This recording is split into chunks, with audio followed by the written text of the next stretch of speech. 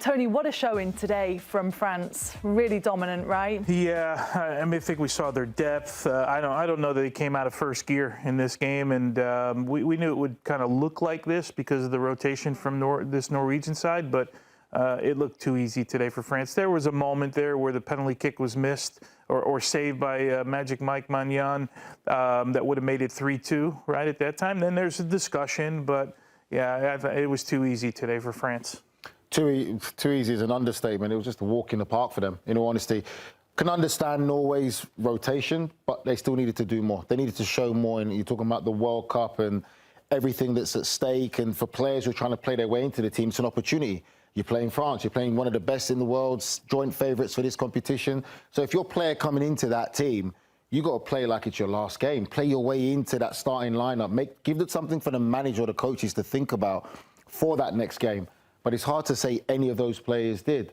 For France, they were professional about it, their approach, and you could see at moments when it got too easy that they were starting, as we would say, trying to take the mick, have too much fun, where they could have made that extra pass and a bit of selfishness creeped in, but they knew they were very comfortable and there was nothing at stake. If it was the round of 32 game, it'll be a different intensity. There's a different mindset that will creep into these players where they probably would have punished Norway a lot more than they did today. I wonder for this Norwegian side, or how you guys feel that they put out this team against France, and you kind of look at this opportunity of this could have been a time to really build confidence of even your starters of the round of 32. Do you feel like that's going to have an effect on them moving forward? I mean, you have to rely on your depth moving forward as well, and this was a shocker of a game from Norway. You do, but I would say for me, it's anything as a manager, if I was a coach there, they got minutes under their belt. That's the main thing. They got game, they got rhythm into it, and if I do need them to come into a game, they can come into a game, but it's also a reality aspect of it, that knowing that we don't have the strength in depth like these other clubs that we're going to be competing against, but it's important for these players who don't get a lot of games to have some game time, that if anything does happen moving forward, that we need them to come on, that they are actually match fit and to come in there. So I think that's how you have to look at it. You just have to look at it from the point of they got to play a game, they got to show me what they can do. I know they're not going to be in my starting lineup, but I know that they've got enough game time that if I do need them moving forward, that they can come in and have an impact, that I'm not worried about their fitness. You can live on ifs, right? If somebody gets hurt all the time, France can live on it more than Norway can live on it, right? Because we talked about the depth, and there's a couple players that are irreplaceable, but I don't know that they'd feel an injury as much as a Norwegian side would, and I think that's what you saw today, right? Erling Haaland, Odegaard, Sorloth, there's a couple other guys in that.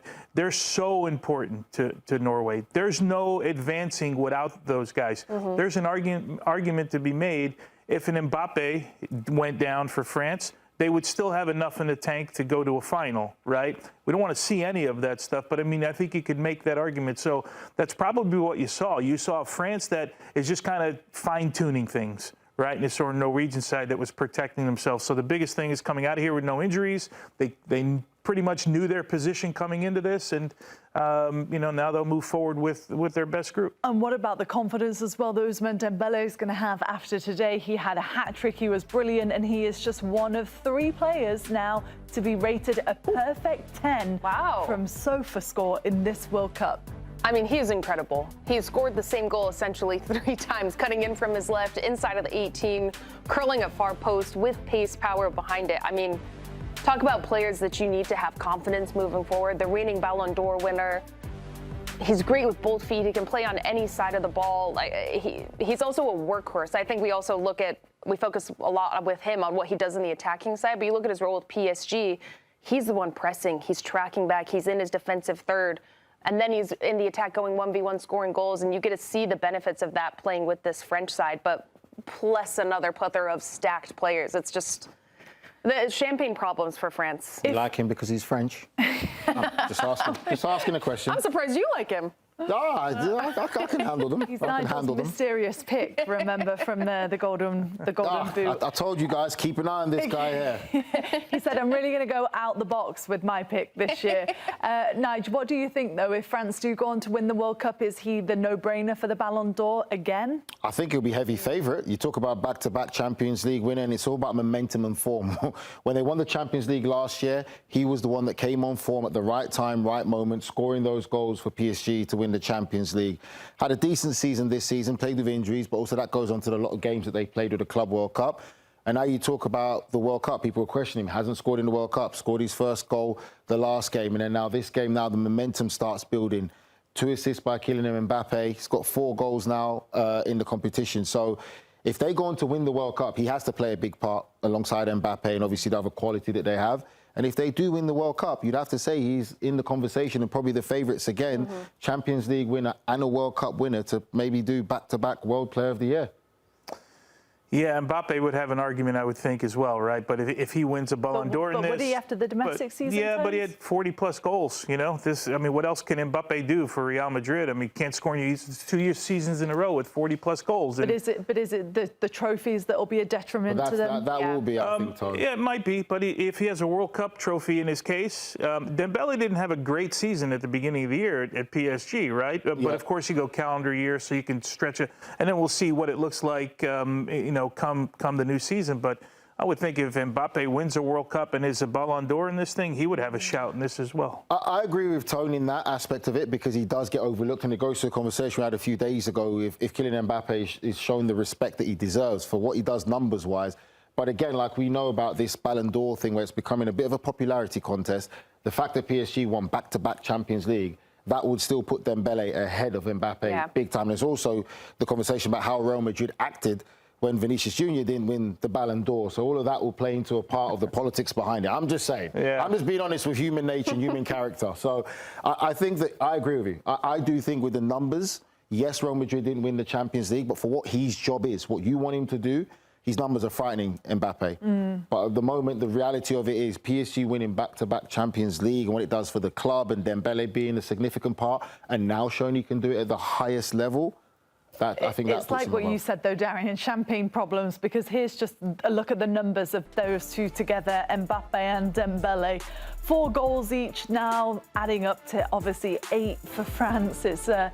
It's scary to think of the talent that they have led by these two in the attack. I mean, if we're looking at this, to me, the argument we're talking about, the comparison, I should say, between Mbappe and Dembélé, look at the amount of shots Mbappe's had compared to Dembélé. Like, talk about effectiveness of a player and quality. I mean, 3 shots, 3 goals today.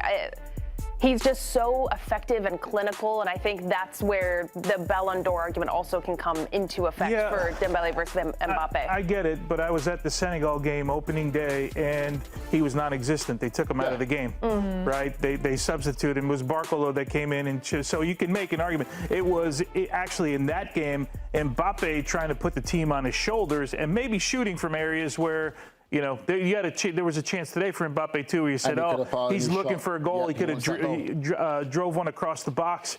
So, I mean, there's arguments there. There's no doubt. I mean, we're splitting hairs, right, with these two guys. We're looking at magic players on this team, and then they can both flip a game on its head in an instant. And let's not forget, this is the Dembélé who was substituted in the first half of the last World Cup final. So imagine how embarrassing and tough that is. You work so long, you get into a World Cup final, you get substituted in the first half by your manager, and he came back from that, won the World Player of the Year, and again, like you said, Tony, you're right. He gets criticised, rightly so, because probably doesn't do it enough consistently. Doesn't feel like he takes that pressure and that burden on to say, I am the best player in France, or I want to be the best player in France. He kind of just plays his role, while Mbappe, on the other hand, is willing to take that pressure and embrace that pressure of, I am France's best player. I'm going to be Superman of France. So you've got the different characteristics. I would say one of the best things that's happened to Dembélé is Luis Enrique. Yeah. Luis Enrique at PSG, and however the relationship he's got to work with Dembélé, that is the best thing that's happened to him in his career to make his career fast, because it's Luis Enrique that's helped him get to this level, even though when people still question him. So. And he's made it very clear that it's team first mentality, isn't it, with PSG? And he's had moments with several of the key players over the course of the last 2 seasons. What about France as the favourite to win the World Cup? Has anybody's opinion changed on yes or no, whether they'll go all the way this year? I've always been yes. And you still feel yes? 100%. Yeah. We can wax poetic about this team. They're deep. They can play in a plethora of ways. They play as a team. Mbappe is actually tracking back and defending and playing multiple roles within the squad. He's providing assists.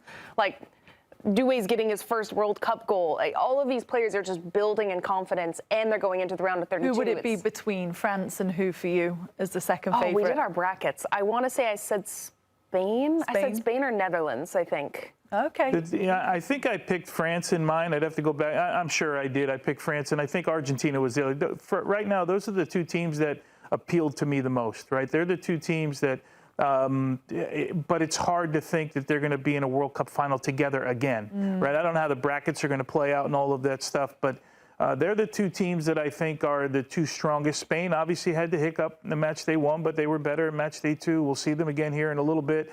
And they're going to have a say in it. There's Portugal. I mean, some off the top of my head, I mean, those are the teams that kind of stick out. England will have a shout if they get their stuff together because they're talented enough, but we haven't seen, I'll say, an explosive English side. You guys have chatted about it in both England matches so far. Portugal, they turned it up a little bit in match day 2. Can they? They're certainly, the engine of that team is certainly good enough in that midfield, and if they can get Cristiano Ronaldo to keep scoring goals.